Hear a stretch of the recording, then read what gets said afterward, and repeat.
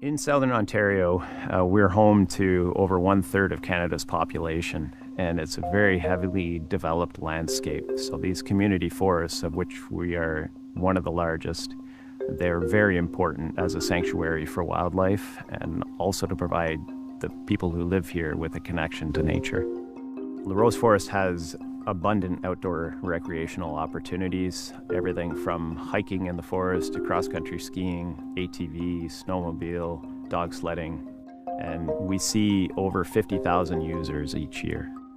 Almost 15 years ago, we hired a consultant to develop a plan that would help us develop the recreational opportunities in our forest. This report that we had commissioned helped us identify areas where we could build new recreational trails without having a major impact on environmental values.